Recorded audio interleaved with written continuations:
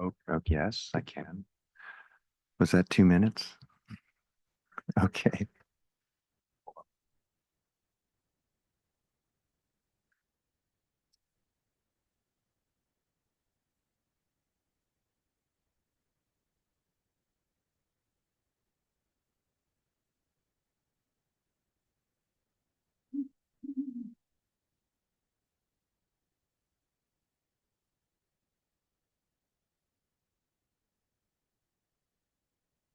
Carolyn, again, this is a 20-minute talk. Okay, and then please prompt if I'm running over. I'll try to keep it succinct. I have a few sheets here, but thank you everyone for being here on a rainy day. And thank you. Oh, you can't hear that? How's that? Carolyn, thank you for inviting me. Carmen, thank you for um, bringing this to Carolyn's attention to have me come, and appreciate you all being here. My talk is it's about the work I do for the last 20 years, but it's led me to see how the mind, body, spirit come together, and how we as um, humans, creative beings, spiritual beings, divine beings, are hardwired to have spiritual higher conscious states. Physiologically, the body, the nervous system um, allows us to connect to higher conscious thinking, to um, cosmic conscious awareness, and to be able to connect with our hearts and to have spiritual experiences and to have feelings of oneness, compassion, love. This is all hardwired into the body. And so when we think about mind, body, spirit, what does that exactly mean? And what I've seen through the work I do and working with the upper cervical area, particularly the atlas bone, the axis, and the brain stem of the medulla oblongata, which is always working for us to relax, to regenerate, to focus, to be able to experience higher states of consciousness, connection, and to be able to understand and feel love, compassion. All of that is working for us. So the meditation that I did earlier was an example of that. First, we were relaxing the body. That's the vagus nerve. The vagus nerve, which is winding through our entire body, is connecting to our heart, our digestive system, our lungs, kidneys, everything. It's part of the autonomic nervous system. So it's in charge of relaxing, regenerating, and rest. So when we go into quieter states, the vagus nerve and the parasympathetic nervous system is working. This is very important for us to regenerate and find states of relaxation. Next was focusing on some of the words, the Holy Spirit. That's the reticulating activating system, which also originates in the brain stem in the medulla oblongata. We all have it. It's all right below the base, at the base of the skull. So right here, you have the brainstem, the medulla oblongata, the reticulating activating system. That allows us to filter and to focus, filter out things that are not necessary in that moment and help us focus on the things we wish to focus on. So I feel like that's part of our mind, the way that we can co-create, the way that we can manifest, the way that we can put our attention on things and have them actually start to appear in our external environment. So the reticulating activating system is always working as a filter to keep out things that we're not interested in and to bringing more of the things that we are interested in. So then just the focus of the breath, the focus of the Holy Spirit, visualizing the kingdom of heaven. This is all the reticulating activating system, allowing us to focus And then finally, the whole energetic area called the Alta Major Chakra, which is right at that place, just right above that depression, right below the base of the skull. This is a chakra point. This is a bridge between the frontal cortex, the frontal lobe, and the third eye and the crown chakra. So those three form a triad. And when the Alta Major Chakra is open, when energy is moving up freely through that point, we're able to experience high states of consciousness. It can be blocked and it can disrupt that flow. So when that is open back here, when the frontal lobe is open and when the crown chakra is open, those three, this is when we can tap into our psychic abilities, higher states of consciousness, and also connecting with all that is. So the mind, body, spirit, the confluence of those three run right up at the base of the skull. It resides in the medulla oblongata. So I just wanted to read a little bit, and this is also referenced in the Bible. Man shall not live by bread alone, but by every word that proceedeth out of the mouth of God. And this area right below the base of the skull is the mouth of God. The brainstem, the medulla oblongata, is the mouth of God. And so we're not just subsisting on bread from the outside, but by every word from God, Creator, that is sustaining our lives. It's coming in through that point in the Alta Major Chakra, filling our hearts, and as the heart spills over, out comes through the mouth of God. So this is a giving and receiving event that's happening all the time. So the vagus nerve, the reticulating activating system, the Alta Major Chakra are all working together to allow us to have spiritual experiences. Ways to increase the function of the reticulating activating system. I'm just going to read a few things that we can do. Goal setting, focusing our intention is very good for the reticulating activating system. Having a vision board, creating goals in our lives, having intention are very good for the reticulating activating system. It wants to have focus. Practicing meditation, even 10 to 15 minutes a day, is very good for the reticulating activating system, very good for the mind. Exercise is very good, moving the body.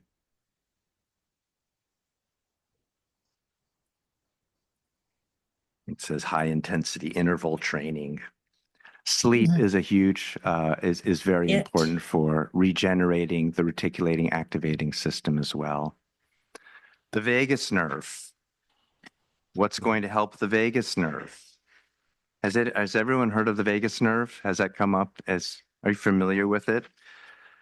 Deep breathing, just that short little meditation can stimulate the vagus nerve.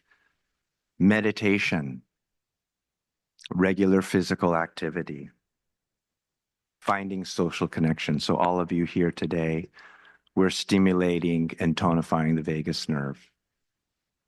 So when you talk about healthy lifestyles, healthy living, enhancing the function of the mind, body, spirit, the reticulating activating system, the vagus nerve, the Alta Major Chakra, all these things, it's employing these very basic habits daily. And I think we've all heard of them. You know, we want to get good sleep. We want regular sleep. We want exercise. This is all very good for the body. We want to obviously eat well, good nutrition. So these are all going to support this mind, body, spirit connection. I don't want to talk about my work so much, but the work I've done, I've seen this. The atlas vertebra really puts pressure on that area of the brainstem. It causes pressure on the vagus nerve. I've seen people that had really struggle with headaches, pain in the body, low energy, brain fog, all these things. And I believe it's because there's pressure on the brainstem and there's pressure on the vagus nerve. I think it's also disrupting the reticulating activating system, and it's closing off the back here. So I think people can have a hard time focusing. I think people do have a hard time relaxing and dealing with stress. The vagus nerve is so, so important for that regenerative process. And I think there's some things that are happening in our lifestyle, like overwork, overstress, poor posture, drinking, not sleeping enough. All these things can inhibit the performance of these neural pathways and these important nerves that support the mind, body, spirit. So again, coming back to a healthier lifestyle, having some goals, having some intentions, having a strong vision for your life is excellent for the reticulating activating system. It wants it. The vagus nerve wants to have regularity. It wants to be able to heal the body through allowing it to relax, to soften the breath, to relax the heart. So when that's activating, that's when the vagus nerve is healthy and it has good tone, it's going to be able to regenerate the body in the way that we need. Alta major chakra, this energy point here, whenever you've had some higher states of conscious awareness, when you feel in a deep meditative state, you've become very relaxed, very present, this is opened up. This area at the base of the skull has opened. And this is a very good place to bring your attention to in a meditation. Everybody take a finger and place it right at the base of the skull, and you'll feel a little soft spot, a depression in there. Okay, this is exactly where the medulla is. This is a very powerful acupuncture point as well.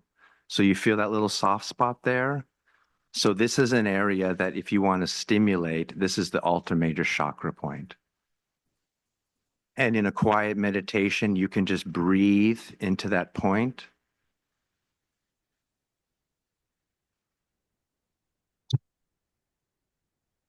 And see if you can connect it with the frontal lobe, the frontal third eye chakra.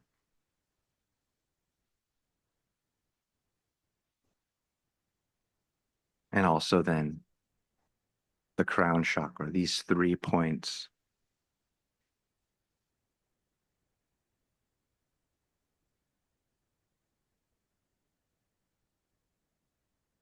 So right back here, if you want to stimulate anything in a meditation, this would be a great point right at the base of the skull. And this is where I believe everything that is sending messages to the body, receiving messages from the body, receiving things from the cosmos coming through here, extending outward energetically into our environment, I think it's all coming through here. So again, the mind, body, spirit, I think is the reticulating activating system is the mind. The body is the vagus nerve, and the spiritual aspect of our higher conscious alta major chakra in the back. So that's what I wanted to share. And I think we've heard this over and over again, ways to have a healthy lifestyle. And it's all the simple things. It's a little bit every day. A little bit of exercise stimulates the vagus nerve. A little bit of meditation every day stimulates the vagus nerve. And a little bit of visualization will stimulate the reticulating activating system. Just being and sitting will stimulate all these. So, and sleep, of course. How do we get good sleep? How do we rest? How do we regenerate? These are really, really important. So if there's a way, if you're struggling with sleep, if you're having a hard time resting and relaxation, hard time balancing out work and rest, then there might be a vagus nerve issue. There might be a need to really employ some of these basic daily exercises. Whatever that looks to you, if it's a walk, if it's just a nap, if it's reading, if it's meditating, having these disciplines in your life is really, really helpful. And if it can be regular, it doesn't have to be long. The consistency of it really helps build the neural pathways. So, so take care. Each day matters. I feel like each day is an opportunity to to spend some time, bringing these three aspects, mind, body, spirit, together through very simple practices, through prayer, again, exercise, um, and then, of course, the heart, which I feel like is the seat of the soul. And anytime we can connect with this, I think we're bringing all the whole mind, body, spirit together. I hope does this make sense? Yeah, because you know, when I think about the mind, body, spirit, when I think about all these things working together, I know that we were created to have higher conscious experiences and to understand that we are divine spiritual beings. We were born with this. This is working for us all the time to be able for us to actually come back to this place right here in the heart. Even though we have some traumatic events, stresses in our lives, which can affect this connection, but how we can bring that back to enhance this and to support what's already with us, that we are inherently designed to be spiritual beings, to be happy, to have joy in our life, to be able to focus, to have awareness, to have a vision in life. When the alternator chakra is blocked, one of the main things is that we struggle with purpose. We're not sure where we are. We're not sure what we're here to do. And I think back there is a very ancient point that has a deep connection to our soul print and who we actually came here to become and are becoming. So when this is blocked, I feel like, we sometimes struggle with knowing what we're actually here to do. I hear this a lot with my clientele. I don't know what I'm doing. I'm in a transition. I'm not sure. So if we go back to these simple exercises, the simple acts of prayer, taking time out for ourselves just to sit quietly in meditation, taking a little time out just to have a vision, some focus, maybe a small, very attainable goal. This is all going to activate the mind, body, spirit connection. We want all those to work together. And I'm sure this audience here has wonderful practices already. Keep them up, keep them daily, and enjoy them, because we're all hardwired to have this available to us and allow us through the vagus nerve the ability to socially connect. Sometimes when we're not feeling comfortable in a public setting, you might notice someone in the corner not really engaging. They're finding this is connected to the vagus nerve. And you might even see a stressed look on their face. The vagus nerve connects to the trigeminal nerve, which runs all and controls facial expressions. You could find someone looking very awkward. And this could just be they're in a stressed state. They're responding in a stressed way, and they're having a hard time regulating, being comfortable in a social situation. My daughter, who's struggled with a little attention deficit, she's also a teenager. They don't sleep very well. They're affected by their hormones. They don't have regularity, and I can see why it's really hard for teenagers to stay focused and then being distracted by their phones.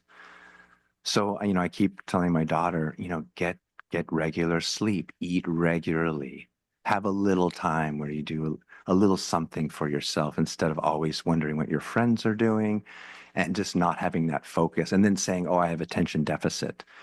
No, I just don't think your vagus nerve, your reticulating activating system is balanced. And so how do you rebalance that? Obviously, life is it's a process. So we go through stages of having more awareness than other times. And I don't doubt that we have to go through all these experiences in life to remember and to know that we're deeply spiritual divine beings. And we have all the circuitry to allow us to visualize and to live the life that we want to create. It's all there. It just takes a little bit of a daily practice.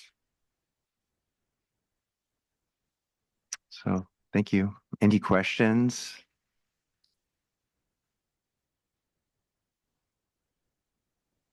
Yeah, so for the past 20 years, I've been resetting the atlas joint, the atlas occipital, and the C2, that whole upper cervical area. There's a backstory to it. I think that this bone and the connection to the base of the skull is inherently dislocated, unstable. And so I reset that. And by opening up that um, and rebalancing that, I call it an activation. So the C1, the first cervical vertebra, is right at that position where the vagus nerve is, where the medulla oblongata is, where the reticulating activating system is. It's right there at the base of the skull. So I think I find it very mysterious that this bone on most people is rotated and shifted over.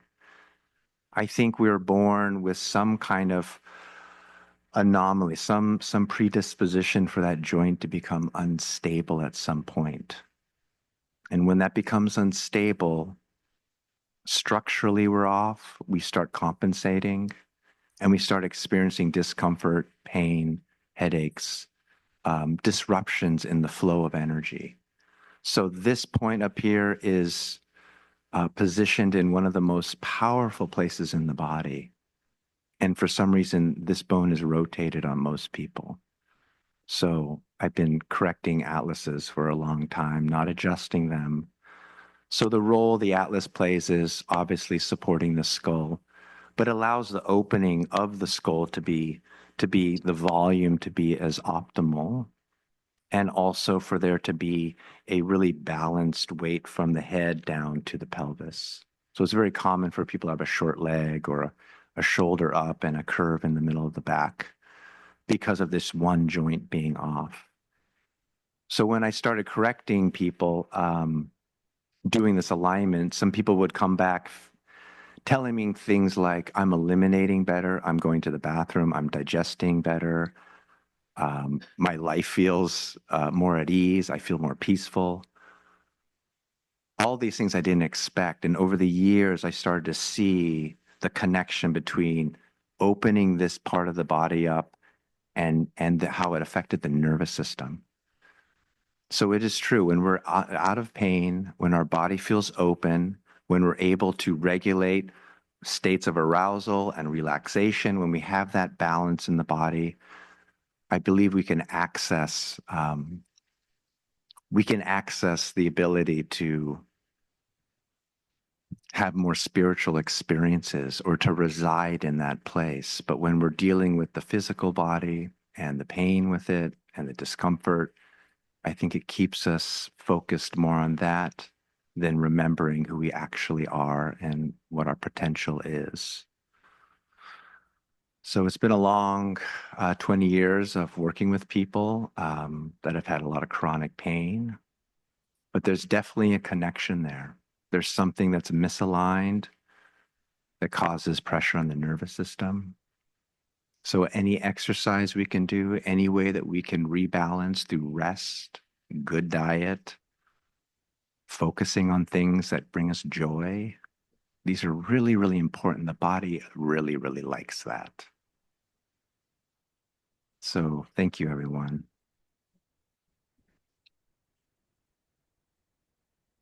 Thank you.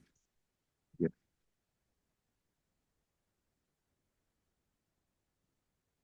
And if you have any questions, I'm happy to